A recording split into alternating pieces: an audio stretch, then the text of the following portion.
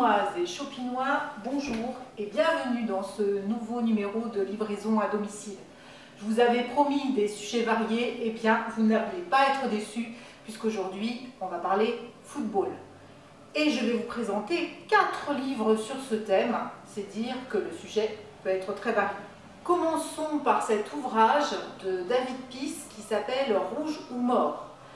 C'est l'histoire de Bill Shankly, l'entraîneur légendaire du Liverpool Football Club entre 1960 et 1974. Donc c'est vraiment son parcours sur 90 chapitres. Alors je pense quand même qu'il faut apprécier le football pour le lire parce qu'il est assez long, mais les critiques sont vraiment dithyrambiques et considèrent cet ouvrage comme un roman radical jusqu'à l'hypnose. Autre roman de Patrick Besson, Le milieu de terrain. C'est un roman donc qui se déroule cette fois-ci en France, entre Bordeaux et Arcachon. Et c'est l'histoire d'un entraîneur de 61 ans qui s'appelle Elvis et qui va arriver dans un nouveau club. Il va tomber amoureux de l'épouse d'un joueur et va provoquer donc des situations diverses. Cet ouvrage, en fait, c'est son journal intime. Et en introduction, on peut lire « La lecture de ce roman ne devra pas excéder 3 heures, durée de 2 matchs de football, l'aller et le retour, avec une pause d'1 quart d'heure à la 45e minute et une autre à la 135e minute. » Voilà, c'est un ouvrage assez cynique sur le monde du football et du sport, sur aussi une vision de la province française. On poursuit cette fois-ci avec un documentaire, une histoire populaire du football par Michael Correa. Michael Correa, c'est un journaliste indépendant qui participe à CQFD et à la revue Jeff Clack. Alors c'est très intéressant cet ouvrage parce qu'il va choisir des termes du football pour en présenter les différents éléments. Je vais d'abord vous lire l'introduction. Qu'on le déplore ou non, le constat s'impose, le football mondialisé, paragon du sport marchand et de la culture de masse, incarne plus que jamais les dérives du capitalisme débridé. Les grands clubs sont devenus des marques. C'est le cas par exemple du FC Barcelone, qu'un de ses dirigeants a comparé récemment, pour s'en réjouir, à Walt Disney Company. Ils ont Mickey Mouse, nous avons Lionel Messi. Ils ont Disneyland, nous avons le Camp Nou, c'est le stade du Barça pour ceux qui ne le savent pas. Ils font des films, nous produisons des contenus. Nous ne regardons plus ce que font les autres clubs, car nos référents appartiennent aujourd'hui à d'autres univers. Voilà, donc pour revenir à la table des matières, ce qui est intéressant, c'est donc que l'auteur va utiliser des termes footballistiques pour définir les différentes parties de son ouvrage. Donc il commence avec « défendre »,« résistance ouvrière contre l'ordre bourgeois » et il évoque ainsi l'histoire du football. Le deuxième terme, c'est « attaquer », à l'assaut des dictatures, toujours sur l'histoire du football. Dribbler, déjouer le colonialisme.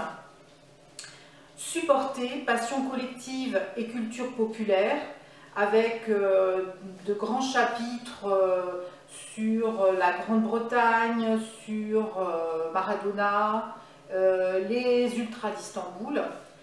Ensuite, encore un terme footballistique, déborder, face à l'industrie du football, lutter et inventer, avec une partie sur le football féminin contre le patriarcat sportif français. Et c'est la dernière partie de cet ouvrage. Voilà, donc ça s'appelle Une histoire populaire du football, avec comme cote 306.483 COR, et il sera dans l'espace SES.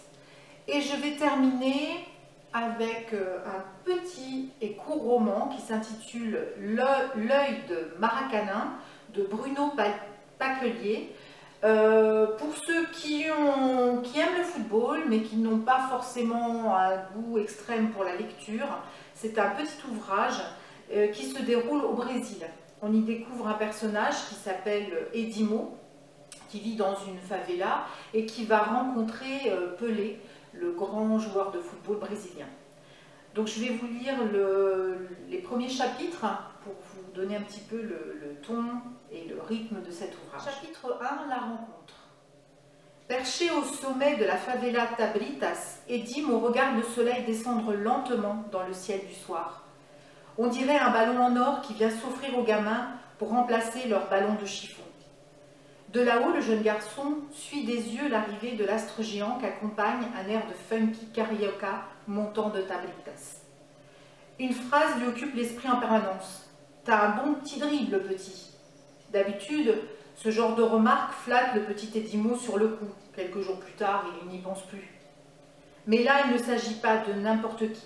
Le roi Pelé en personne, Edson Arantes do Nascimento de son vrai nom, l'a interpellé. La scène s'est déroulée il y a un mois, mais pour Edimo, c'était hier.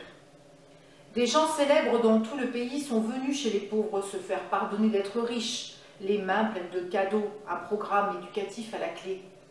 Mais Edimo se moque des études. Pour lui, seul le football compte. Dire que leurs bienfaiteurs supposés n'ont même pas songé à leur apporter un bon ballon tout neuf. Mam dit que c'est exprès, une feinte pour leur faire comprendre que les études, c'est ce qu'il y a de plus important. Mais Edimo n'est pas d'accord. Sa mère voudrait qu'il soit médecin plus tard, comme le docteur Nassimo qui vient ausculter les enfants une fois par an dans la favela. Edimo ne veut pas devenir Nassimo. Edimo veut être Pelé. Depuis qu'il l'a rencontré, sa vie a changé. La vue de Rio sur la mer est exceptionnelle de beauté. D'ordinaire, le regard d'Edimo s'attarde sur la plage de Copacabana. Ses copains lui disent qu'en bas, c'est encore mieux, les filles superbes se le font bronzer, mais les filles ne l'intéressent pas. Pas plus que la baie de Rio de Janeiro, la plus belle baie du monde selon Mam qui n'a vu de toute sa vie que celle-là. Non, tout ça n'intéresse décidément pas Edimo. Il préfère voir le soleil s'installer entre deux morros, dressés dans le ciel. Il se met en position de tireur, comme tous les soirs depuis un mois, depuis que Pelé lui a parlé. Le pied droit tendu en arrière, il attend le bon moment. Encore une minute ou deux, ça y est son ch'ti, c'est maintenant. Alors il ramène son pied devant lui et shoot dans l'astre jaune le plus fort qu'il peut. En pleine lucarne, dit Edimo. Un but en or, comme Pelé en marquait.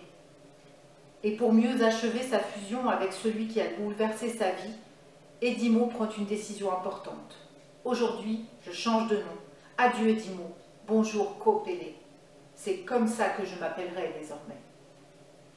Voilà, c'était le premier chapitre de cet ouvrage qui est très court, qui se lit très facilement. Donc là, pour la cote, on va avoir R pour le roman et PAQ pour Bruno Pacquelier. Voilà, restez chez vous, entraînez-vous au football, si possible dans votre petit jardin, mais libérez votre esprit. À bientôt!